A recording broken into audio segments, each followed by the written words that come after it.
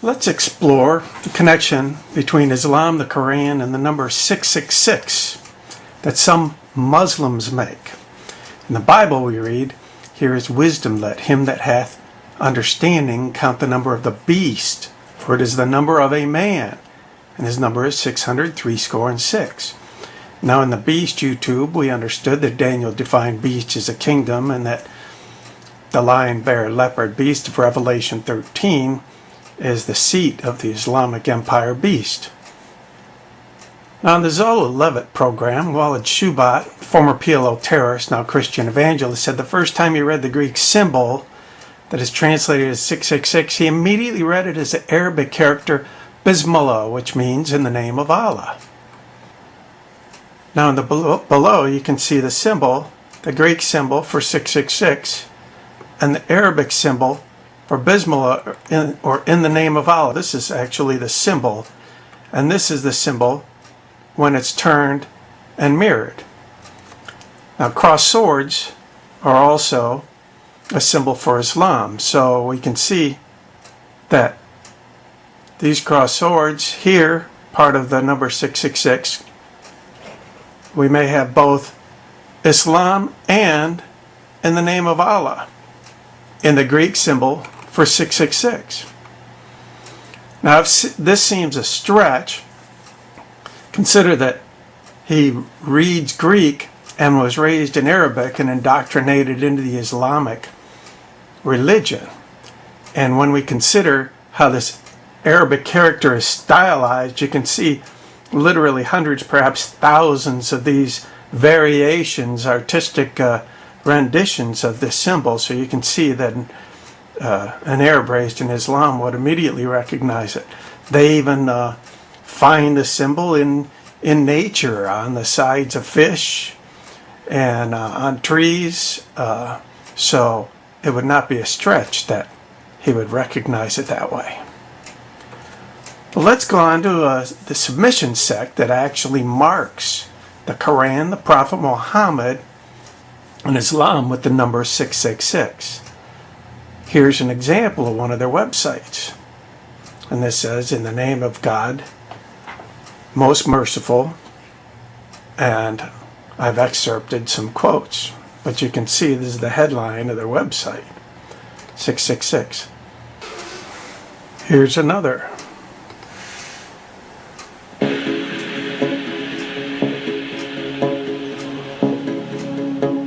"In the name of God, most gracious, most merciful."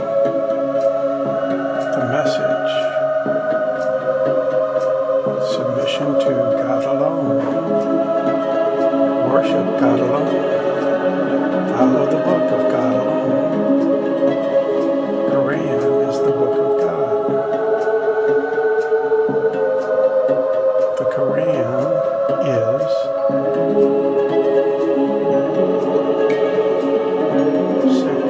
666.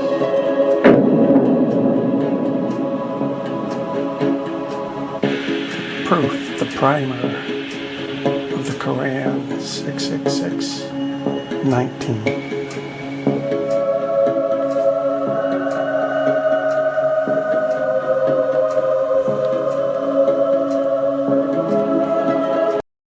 Please visit or Yahoo 66619.org, and you can find many websites that proffer that 666 marks the Quran and Muhammad.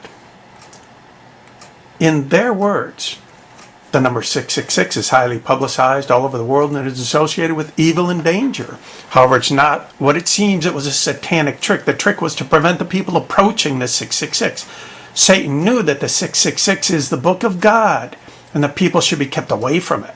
According to his plan, he placed a bad image to the number 666. The truth is that this Quran is the 666, the book from the Lord of the universe. The first surah in the Quran, 666, is praise.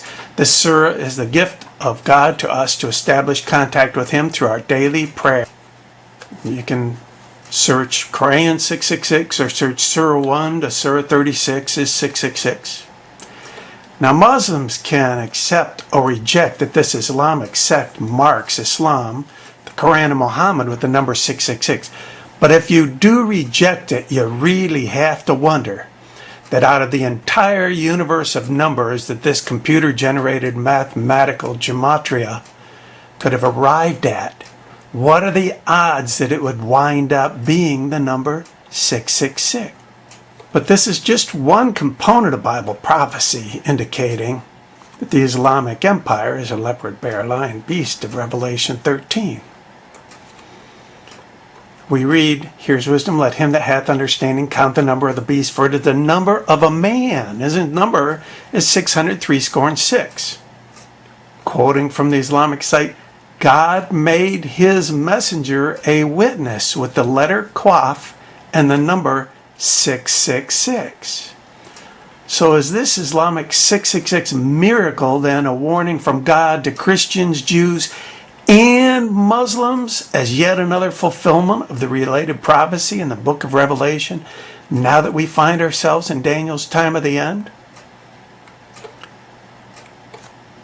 On other YouTubes, I've compared relative verses in the Quran with the Bible. Husbands, love your wives are as tilth. Love your enemies, and still tear into the hearts of the unbelievers.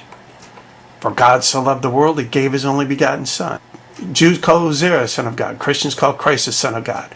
God's curse be on them. Chapter 13, we learn that the beast goeth into perdition. And we find the nature of that perdition detailed here. And the beast was taken, and with him, now when Daniel defined beasts as kingdoms, he also assigned the masculine gender. And the beast, Islam, was taken, and with him the false prophet Mohammed that wrought miracles. Now, Muhammad never performed a miracle, but when we look at the Greek meaning for this, it simply means a sign, mark, token, that by which a person or thing is distinguished from others and is known. So in the Greek sense, he didn't have to perform a single miracle to qualify under that definition. False prophet that wrought miracles before him, which he deceived them that had received the mark of the beast. And we see Islam marked. It's not about a computer chip or all somebody would have to be is under general anesthesia and have a surgeon implant a chip in him and he'd be condemned to hell according to some of the few had received the mark of the beast, and them that worshipped his image. The second jihad was financed by the Western world in the image of the first jihad. First jihad nearly conquered the whole known world.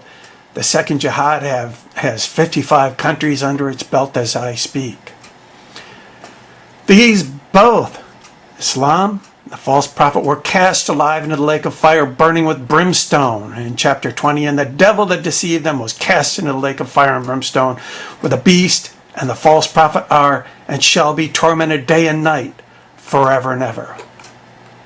Brethren, I love Muslims. That's why I don't like Islam. The world is being set up for the greatest tragedy in the history of mankind. Today are 1.5 billion Muslims in the grip of Islam that actually believe they worship God, in spite of the violence they witness around the world. But if we look at an ethnographic view of John's whole world, and when we look at Strong's for world, the inhabited earth, the portion of the earth inhabited by the Greeks in distinction from the lands of the barbarians, the Roman Empire, and all subject to the empire. Then when we look at John's whole world through this ethnographic view, we find that it's almost entirely Islamic. The whole world wandered after the beast. The whole world is marked by the beast. 666. So Jesus could return today. Zechariah, we learn, in that day I'll make Jerusalem a burdensome stone for all people. All that burden themselves with it shall be cut in pieces, though all the people of the earth be gathered together against it. That sounds more like a headline from today's papers. Please visit Israel in BibleProphecy.com and BeholdTheBeast.com for much